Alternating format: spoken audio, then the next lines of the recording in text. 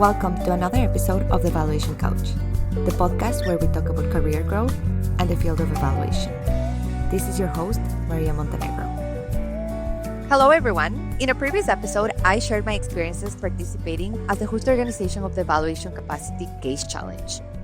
This challenge is a program where a real-world organization presents an evaluation capacity building challenge to different teams of evaluators from the US and Canada. The teams develop a plan to address this challenge, and they present it to a panel of judges.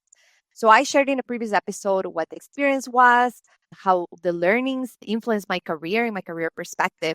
In this episode, I am bringing in the perspective of a participant of the program, because I think that opportunities like the Evaluation Capacity Case Challenge can be career changing. And I'm on a mission on highlighting the value of engaging in these type of activities. So I wanted to bring this perspective of a participant, learn what drove them to apply to the program, what the participation in the program was like, and what it meant for their career. And I'm super happy to have Allison here to share about that experience. So Allison, thank you so much for participating in this. Can you please introduce yourself to our audience? Yes. Hello. Thank you for inviting me. I am Allison Prieur.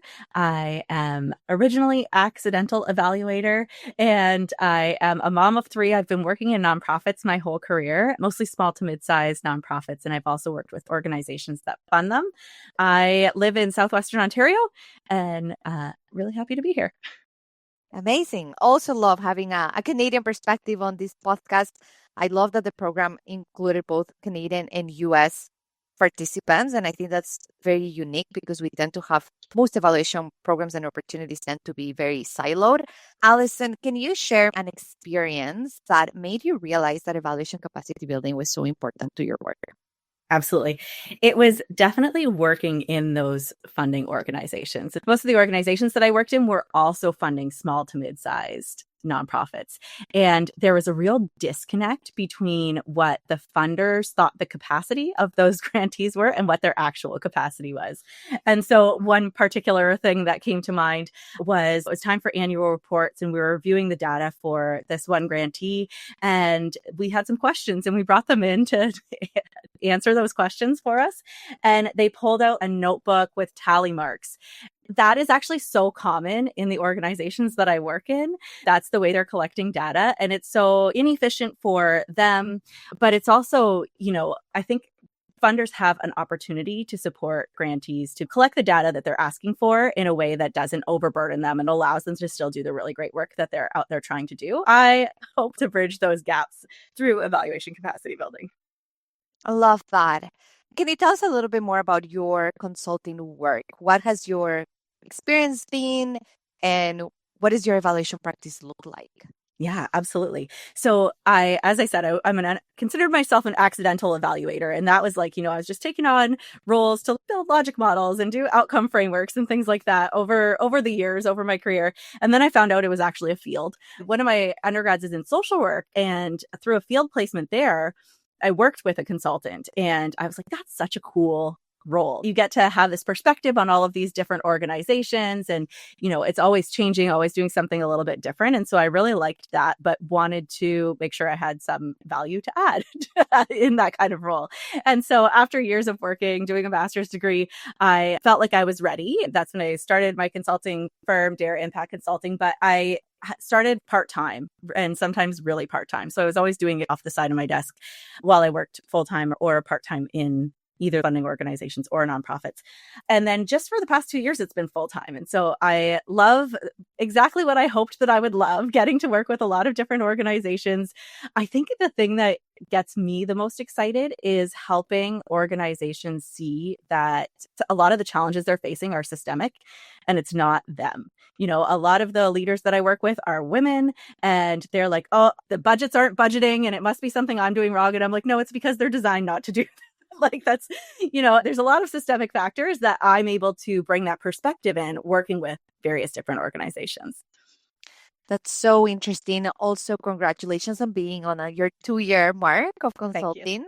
And where does your participation in the Evaluation Capacity Case Challenge come into play in this journey of your consulting? So 2021, and I feel like we could have a whole other conversation about this, I decided to do a PhD in evaluation. So that's where I'm at now. And in the second year of that PhD program, that's when the evaluation capacity case competition was launched. As soon as I saw it, I was like, this is so cool. I would absolutely love to do something like this. My master's is in public policy, and there's a lot of public policy case competitions, but they really started after I finished school. And so I never had the opportunity, and it's always something I wanted to do. I was really hesitant about applying because I felt like I'm, a mid-career professional, and like, should I leave those spots for earlier career folks, who may really be able to benefit? I eventually convinced myself, thinking at least I'll be able to bring experiential learning can really influence others' learning as well. And so I'll be able to bring those real life examples in. And so I was like, no, I'm going to do it. I'm going to apply. It really was also an opportunity that I saw to be able to connect with the people who I'd been citing in my academic work and to just get to meet them and to get to learn from them. I thought that was going to be a really cool opportunity. And it was. I want to dig deeper on something you said about when you saw the opportunity, you were hesitant to apply. And I think you had a specific reason for that hesitation, acknowledging that you are a little bit further in your career. This case challenge was open for students and early career evaluators. And I think that there's so many reasons why people might hesitate when they see these opportunities. It's often like time. Sometimes it's a fear of rejection. Sometimes not really knowing if it's going to meet their needs or add value to their work. So I'm very curious to learn more about what was that inner dialogue that you were having with yourself as you were debating on whether to apply, and how did you overcome it? A great question. Absolutely. As soon as I saw it come across my desk, I got really excited. And I was like, this is, something that I absolutely want to do. And that was, I thought the application was really straightforward. Like, it was nothing about the application itself that made me hesitate, but it really was that I have been privileged to have all of these different experiences and access to opportunities. Should I leave this for someone else? Is it really my place to take up a spot that might be more valuable for other people? But like I said, being an accidental evaluator, which so many of us are, I was completely self-taught up until I started my PhD. I had only learned about evaluation through my own research and my own work. I had been able to develop skills over time, but part of why I decided to do the PhD was that I felt like I was just stumbling in the dark sometimes and didn't really have that structure and systematic approach to things. Seeing that I would definitely get value from that piece of it helped me to start to overcome those concerns. And then feeling like if I'm going to be able to do my best at contributing to the others on my team, to the others in the competition, but also to the case site, then I can still feel like I've added value back. So it's been a reciprocal kind of opportunity. And that helped me take the deep breath and decide that I was going to hit submit on my application. You are bringing up something I haven't thought about as much before when I think about why do some people take these chances and other people don't? Why do people take action? And that's a big focus of my career coaching work for evaluators, helping them take strategic action to get to where they want in their career. And that aspect you brought up about contributing, like changing your mindset and saying, I'm going to be part of this and contribute and help others. I like that idea because there's so many times, just signing up, just being part of the program isn't going to make it, right? It's really being fully present and contributing. And I know the reason why we ended up connecting and you're part of this podcast is because you have fully done that in the Evaluation Capacity Case Challenge community. You have been kind of an exemplar participant and really embodied what the program was trying to do. So I really love that. So going back to, you participated in the program. What were some of the key and major insights or learnings that you gained? That's a great question. One of the big things that I gained was around the training that was offered. So that was really valuable for me. Even doing a PhD in evaluation, we didn't have ECB coursework.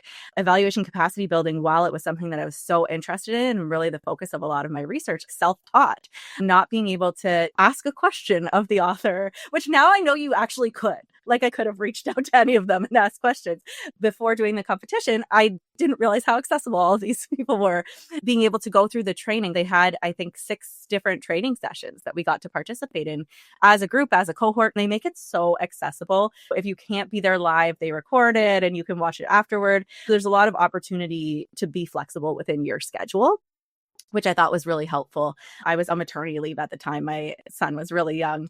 And I think I was able to join most like live, which gave me, again, the opportunity to ask questions, to really engage with the training material in a way that you can't just do asynchronously. I think that was a really valuable piece. They talked about different approaches to evaluation capacity building, like direct and indirect approaches, and really integrating those. Our coach, Isabelle Bourgeois, was amazing. Case competition did really well by design was to have like structured time with your coach. It never felt like a burden because Isabel knew exactly how she was going to engage with us, when and for how long. That was really helpful to hear her perspectives. And so we could give her ideas and she could give us feedback. And like, when else could you get that from someone with her level of expertise? That definitely made me feel really lucky. The team was awesome as well. So I can't say enough about my team, who were still connected in many ways. So I love that. And one thing you brought up, I really appreciated, was that aspect of how you didn't know they were so approachable before, and that you could have reached out to them and like ask questions and talk about ECB and your work and your experiences. It's made me think about how many times when we're starting early in our career, we look at these people that are ahead of us and we kind of like idolize them and put them in these places where they're like these experienced celebrities. In reality, like, people are just people, and people are also evaluators, and evaluators are amazing. I found most people, most evaluators, regardless of where they are in their career, they're actually very willing to share, connect, and support others. I love that. So another thing you mentioned was that you were already like deep into your practice. You were mid-career evaluator. In what ways did your evaluation practice evolve after the program? great question also. So I think, like I said, I was aware of evaluation capacity building. I believed in the value of it, but I think my approaches felt, at least to me, very haphazard. The funny thing that I learned was that a lot of the approaches that felt haphazard, developed naturally through practice, were really evidence-based. I had not been able to make that link before. I'm more confident in applying those approaches in my work with organizations. I'm integrating ECB elements into other elements of evaluation, even if my main focus is on something different. I also felt like working with the team and watching the submissions of like, you get to see each other's presentations, which is so cool because everyone is bringing a different perspective. Everyone comes from a different background. There's so much diversity of education, of life, everything in these students that are participating in early career evaluators. And so getting to see all of their best ideas come through is a really cool opportunity. I think that has like added tools to my toolbox that I now bring forward when I'm working with clients. A lot of what you shared resonated with me. Also, being able to see all the presentations, and you feel like your toolbox is so rich. You have all these amazing ideas. Okay, I love that. Thank you for sharing that. One thing that I think is abstract for people many times is knowing how and actually implementing the process of participating in an experience like this, developing new skills, learning about these new tools, and then putting them into practice. What does that actually look like? So I was hoping in the next part of the episode, we both share what our experiences have been in bringing these things we've gained from the Evaluation Capacity Case Challenge into our work and our practice. And I think that a good place to start that conversation would be in sharing what have been some practical strategies, practical tools we have each applied after participating in this program in our work, and what lessons we gained from that. I thought about a couple, and I'm very curious to hear what are the ones that you've brought into your practice. But I'm currently developing and putting into practice this whole evaluation capacity building plan that came from this program and implementing it. And we have several strategies. It's big, it's ambitious. One of the activities that I am leading is developing a learning agenda. This was one of the strategies that came directly from one of the teams. And this is the first time that I've ever led the development of a learning agenda. Like I had to do research on my own to be like, okay, what even is this? And what's the process of developing one? And I've luckily been able to find really good resources on this. One thing that I learned from the process of implementing this is that the language, like the jargon of learning agenda, creates so much confusion. And I think a lot about language and how do we make evaluation accessible to others. I didn't realize that I was falling into it until it was too late in the process. I found myself over and over and over again having to explain what this is and really realizing that I just need to change the name. Learning agenda is not a name that people are familiar with in my context. So now I'm looking into changing it into something like strategic priorities for evidence activities, because that's really what it is. It's setting up our strategic plan for how we're going to add the most value to our team. So that has been an interesting thing I'm implementing in a learning, like definitely being aware of the language and the jargon that we use. I think it's valuable in whatever context or capacity we're in, right? Do we need to be so committed to the language? I mean, even evaluation capacity building, I almost never would say that with a client because that doesn't mean anything to them. And it doesn't show them what's going to be different as a result of working with me. I'm far less committed to like the language, even though that's something I use all the time and I'm comfortable with in the academic like context. When you're actually in practical situations, it's important to use what makes sense in context, what people are going to resonate with. I think, yeah, I love that.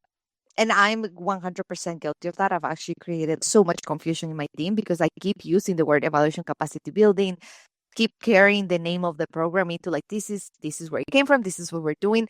But the reality is our strategies, our plan is not only building capacity for evaluation, but also research and use of evidence.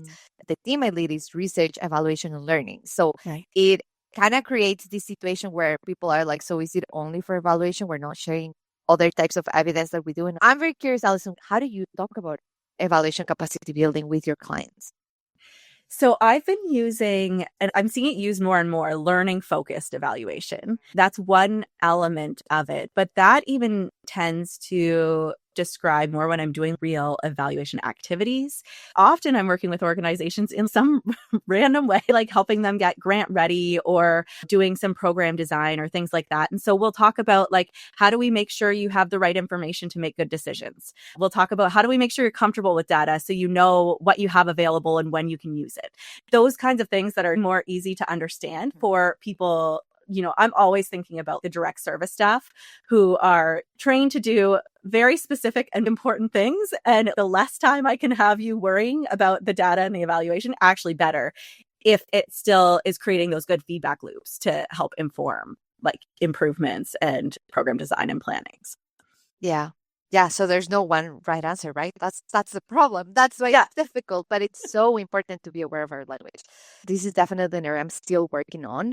The other strategy that we've implemented that I have really appreciated was also in one of the team's plans, and it is an equity, diversity, and inclusion mapping.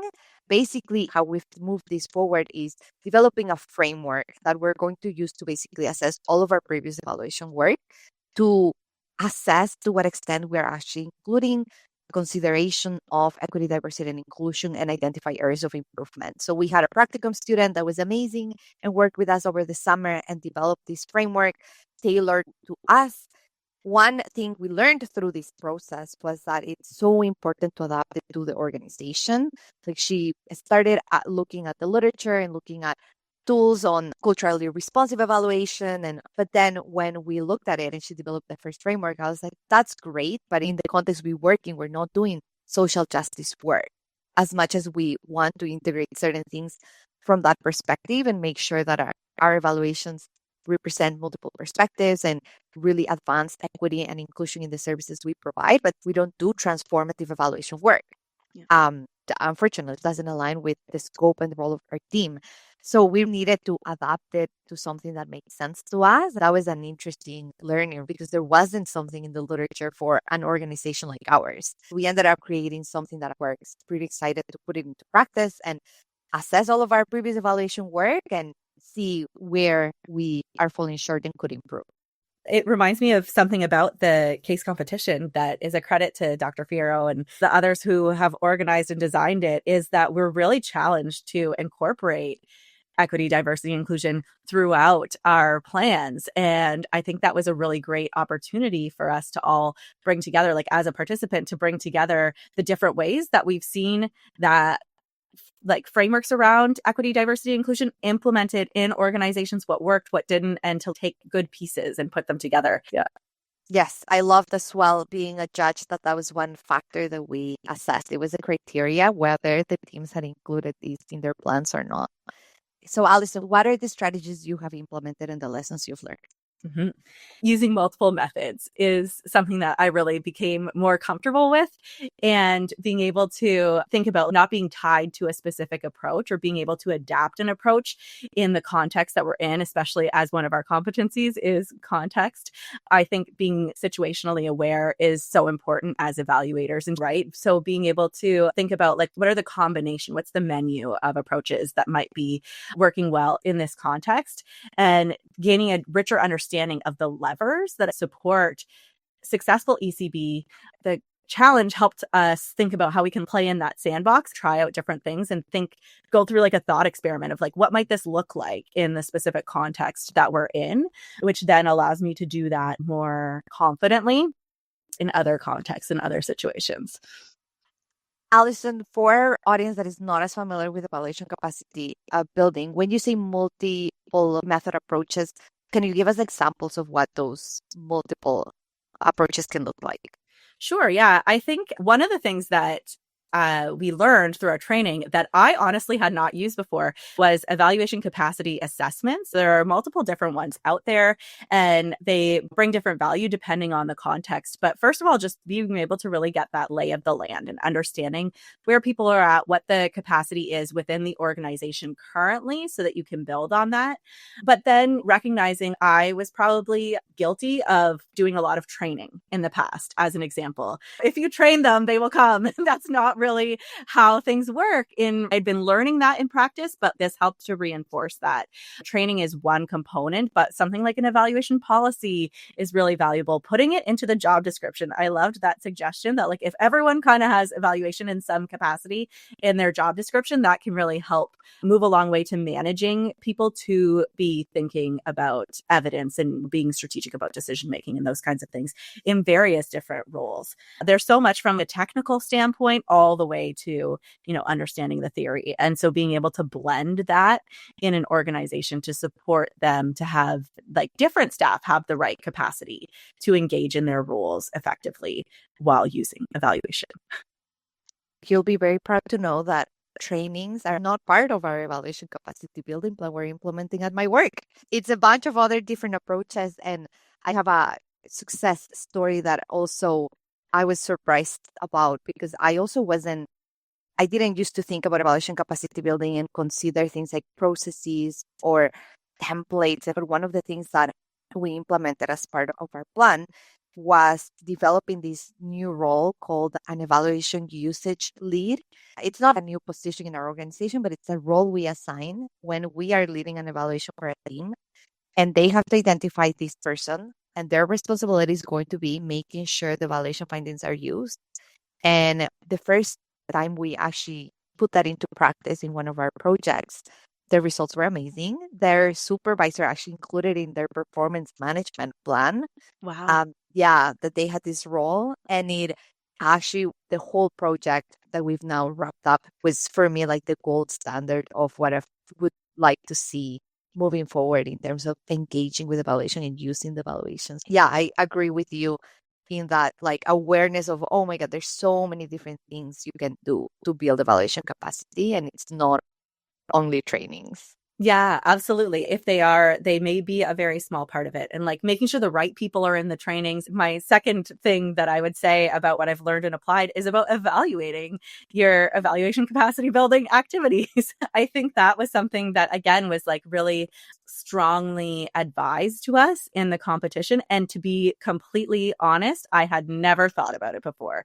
I think being not only like advised to do it or like having the opportunity to think through it and what might that look like in a meaningful way was really, really valuable so that I can bring that into my future work, right? And to think about like, how will we know not only like that this was successful, but I really think those process indicators are so important too, right? Like, evaluation capacity building can be really complex, but it shouldn't be overlooked. Just because things are complex doesn't mean you shouldn't evaluate them. So I thought that was really valuable. Yeah, I like that. And that resonated a lot. Like you need to plan the evaluation of your evaluation capacity building efforts. Yeah. Who knew? Yeah. I love the examples you've provided. Another area that I think people can struggle when they're trying to make the connection between participating in an experiential learning and improving their practice can be knowing how to bring these new learnings and tools and skills into their work, especially when their tasks or part of their role doesn't include this type of work. And I think very few evaluators right now in their job descriptions have evaluation capacity building like distinctly identified, right? So I'm curious to learn about how you create buy-in in the organizations you work with for this type of work that allows you to put these things into practice. Absolutely. I kind of alluded to it in the last section around the different levers of evaluation capacity building and who should be involved in what ways, because I'm a big fan of like playing to people's strengths. So, and strengths can also mean like the things that they're passionate about, curious about. If I'm in like an initial meeting with an organization and I notice one person is like really lighting up as I talk about data, then I would be like, can they be part of this? Like, can they be involved? And I'm not afraid to ask and explain why. And that really is about bringing people along and recognizing that not every person is going to be interested in this kind of work. If we can be comfortable with that and say that's okay, we don't need to shoehorn people into this work. I came into evaluation because I think I'm a naturally curious person. And, as I talked about, like I was drawn to some of these activities. So look for those folks and give them opportunities. They can really be developmental as well. Sometimes that's, earlier career people or people in like positions that you usually wouldn't think of on a team that's looking at an evaluation. But I'll ask the client to bring them along to keep that momentum going, to build trust and help people see the value of the approaches. Sometimes it's about starting small. Like I'm a big fan of piloting things if needed. So really being able to grow something as organically as possible and not force something like a quick change that might not really resonate with the rest of the group. I love that. And that idea of champions really resonates with me. One thing that I found helpful in creating as an internal evaluator for this type of work is linking it to the broader organizational objectives. And the learning I had through the program was seeing the overlap between evaluation capacity building and psychological safety and team culture. That has been an interesting overlap that we can leverage to make a case for this work. Like, yes, this is building our team's capacity to make evidence-informed decisions, and it also is a way of building psychological safety. Some of these activities celebrate that, right? If you are in a situation where the buying needs to come from your leadership, those are the types of connections that you can make to secure support for this work. It's so true. I think when I think of the clients who have the easiest time with this, they tend to be like, I work with a lot of organizations that consider themselves feminist organizations. They really are all about like, how do we create workplace that is really focused on the well-being of our whole staff, and that like we see staff as essential to being able to achieve the outcomes that we've set out to do, to be able to like make the change in community that we're hoping to make. And so they can really see how using these approaches and developing these processes for like sharing feedback on a consistent and regular basis, right, can really build that psychological safety and can create that culture within an organization that allows them to grow and flourish in a healthy and strong way. So yeah. Another thing I'm curious about learning from you, Allison, because I've reflected a lot on this around how to support people from really translating learnings into their practice and what it takes to get there. When you attend a conference, whether it's an experiential learning, whether it's your courses in a program, I think one of the key ingredients for that is being intentional and carving out the time to actually make those learnings translate into actions, developing plans. One aspect I found that has really helped me translate the learnings from this program into my work has been sharing goals loudly, like talking about this is my intention. I'm participating in this program and this is what we'll do after. And that creates kind of that accountability to others, right? And promotes you and encourages you because there's many things going on all the time. There's always competing priorities. I'm curious to learn what has been effective for you. What are the things that have helped you really embody the spirit of the Evaluation Capacity Case Challenge? I think our reflective practice is so essential. And so being reflective about, am I using these opportunities as well as I can? Or are there parts that I'm forgetting about that I can bring into my practice better? That's definitely an element. And I think that goes back to your intentionality piece. Absolutely. But I think the other great amazing impact is just the network of people. You've mentioned that I'm a close friend of the case competition now, and I've been able to stay involved and connected. In the second year, I was involved with reviewing the applications for student participants. This year, I got to be a judge, which was a super cool full circle opportunity. Being able to not only like have those specific experiences related to the competition, but to have this network of people from the coaches and organizers all the way to the other students and like even other students in future years, right? Like, so we've collected, and then of course the case sites too. Sorry, I shouldn't leave you all out, but, but I think even there's this kind of family of people who have been through this experience together and who understand the goals of the experience in a really special way, being able to keep those like close connections in that formal way, but just to have other people to kind of bounce your ideas off of and to talk through when you're having a challenge. Like, you now have this constellation of people with different levels of expertise who you can connect with and lean on. And I think community is so important. And this is one that I'm really proud and happy to be part of. I love that. Community is so important in so many aspects, not only improving your practice, like you said, but also that sense of community. And like, I could just see your face lighting up as you're describing the different connections and relationships you've developed through this program. And that's such an important piece for our career satisfaction that is often overlooked. Thank you for bringing that up. I'm curious about all of the learnings you've developed and you've been able to implement in your work. What are persistent challenges you're facing when trying to strengthen evaluation capacity? So, like I said, I'm working with like small to mid-sized organizations. Nonprofits are historically underfunded and often about time and capacity. Like, folks are trying to do so much with not enough. They're being pulled in so many different directions. I find that tends to be a big challenge for them. Even when they really value things like evaluative thinking, they can struggle to embed it in their work. Starting small can be really helpful. Some of these ideas come from our proposal, from our case competition. Just ask a good question on a staff meeting agenda. That can be enough to really get that ball rolling. Think about what evidence you already have when you need to make a decision. Is there somewhere that you haven't pulled evidence from that is already in your toolbox? One of my big things is like, so many organizations are collecting data for their funders, and then they like submit those reports and never look at it again, never use it for their own learning. And so are there ways to use that data to support your organizational development, program improvement, that kind of thing? It's not all going to happen in a day. And so I think those small steps are essential to just getting started. Once you've embedded the small steps, then each additional step can add on to it, right? And then you might be able to find ways to seek out resources, whether it's helping you with fundraising to bring donors in to help support this kind of work in concert with the other work that you're doing, or helping support you to write grant applications, all of those kinds of things. Like, this is going to help build you a strong foundation to be able to do all of that as well. I've worked with so many organizations where the executive director is the only person who writes grants because first of all, they're the person with the skill, but secondly, like, they don't want to put it on anyone else because they tend to be quick turnarounds and, they're like working on the weekend getting it submitted and it's stressful.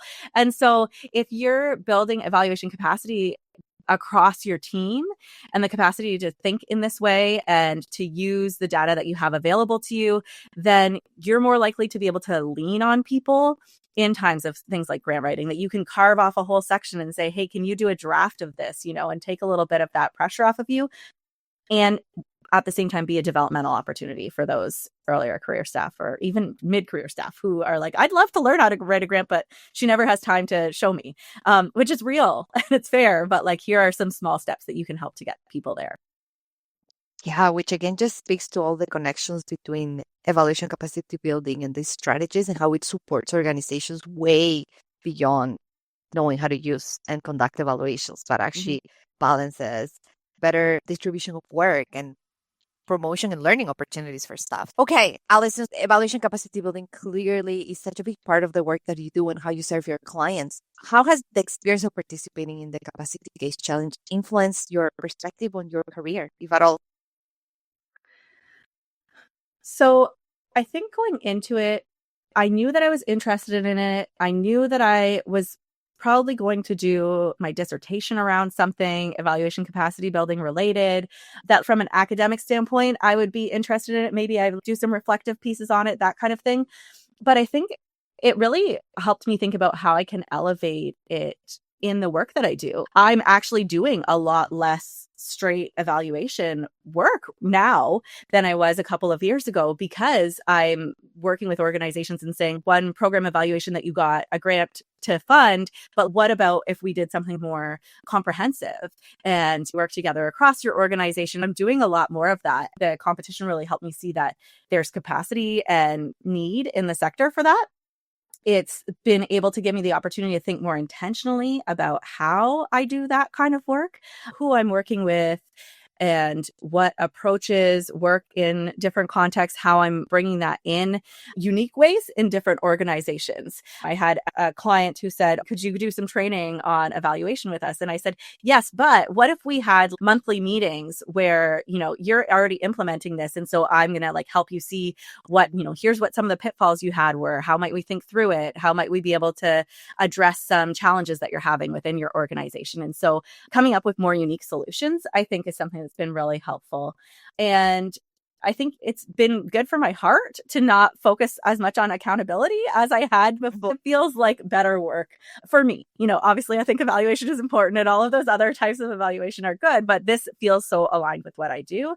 And so being okay with the fact that, I can really focus on evaluation capacity building. And there are lots of other really amazing people to do like the more evaluation, project-based things. And like I've even made referrals on some of those where I'm like, you know what, it's not me, but there's lots of great people out there who can do it. So that's amazing. Yeah, because there's different types of evaluators and different spaces and for all of us, right? And the different lenses that we can bring into our career. I love that. Thank you so much for sharing that.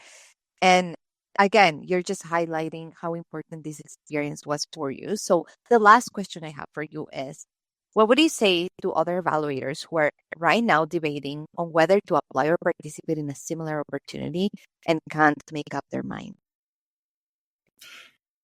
It's a great question. I would say just apply and you can figure it out later. I got this advice once from a friend. I was trying to make a tough decision and she said, flip a coin, not to make the decision, but to see how you feel about the outcome. If you have the time and capacity to apply to something like this, then apply. If you get the acceptance and you're like, that didn't make me feel excited or great, then you can make that choice. You can say no. I also think that it does take time and effort to apply for these things. So I think just weighing it out with your career goals and being intentional. Is this something that's going to get you closer to where you want to be in the next year or a couple of years? I'm hopeful that this case competition can be around for a long time. So maybe it's not right for you today, but there might be something to work toward in the next couple of years. I love that I think it's like, in the first 5 years of your career, but I think just, not hesitating because you have like imposter syndrome or you're like worried about, rejection. Just do it. We all experience rejection all the time and it's not the worst thing that can happen. They're very discreet about it. So, I think just take the leap and do it. The worst thing that can happen is that you get rejected. The best thing that can happen is you can end up being a consultant focusing on evaluation capacity building like Allison, which doesn't sound bad at all, right? Thank you so much, Allison, and thank you for sharing all of your learnings and reflections from this program. I really appreciate you being here. Oh, I appreciate you having me, and it's been so nice to hear your reflections as well. So thank you.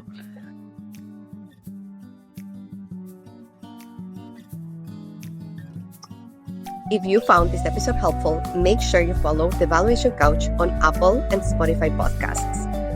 I'm here to help you build the evaluation career that you deserve. Make sure you follow me on LinkedIn, where I share career tips and resources. And if you're ready to become a confident evaluator that attracts top evaluation opportunities, download my free workbook, which you can find in the episode notes.